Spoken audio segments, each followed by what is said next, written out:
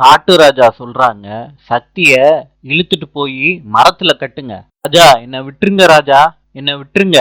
சக்தியோட பேச்ச கேட்காம மரத்துல கட்டி வைக்கிறாங்க. அப்ப காட்டுவாசி பொண்ணு ஆபத்துல இருக்கிறப்ப சக்தி காப்பாத்துறாரு அந்த பொண்ண. அங்க இருக்கிறவங்க எல்லாம் சொல்றாங்க, எங்க காட்டுவாசி பொண்ண யாரு ஒருத்தன் தொடுறாங்களோ அவங்களுக்கு எங்க பொண்ண கட்டி வச்சு, அதுதான் எங்க ஊரோட முறை, தர்மமும் அதான். சக்திக்கு காட்டுவாசி ட்ரெஸ் போட்டு அலங்காரம் பண்ணி கூட்டிட்டு வராங்க. பொண்ணையும் கூட்டிட்டு வராங்க. பொன்னி வேடிக்கை பார்த்துக்கிட்டே இருக்காங்க, எதுவும் தெரியாத மாதிரி. அந்த பொண்ணோட அப்பா சொல்றாங்க சக்தி கிட்ட, நாங்க கும்பிடுற வனதெய்வத சாட்சியா நீங்க என்னோட பொண்ணோட கழுத்துல இந்த தாலிய கட்டுங்கன்னு சொல்லி சக்தி கிட்ட குடுக்கறாங்க. இப்ப சக்தி பொன்னி கிட்ட போறாங்க. நம்ம 2 பேரும் புருஷன் பொண்டாட்டின்னு அவங்க கிட்ட சொல்லு பொன்னி.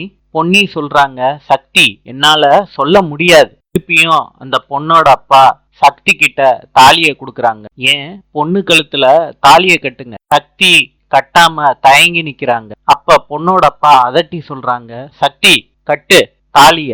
சக்தி கண்ணை மூடிக்கிட்டு பொண்ணோட கழுத்தை நோக்கி தாலிய கொண்டுட்டு போறாரு. நாளை சந்திப்போம்.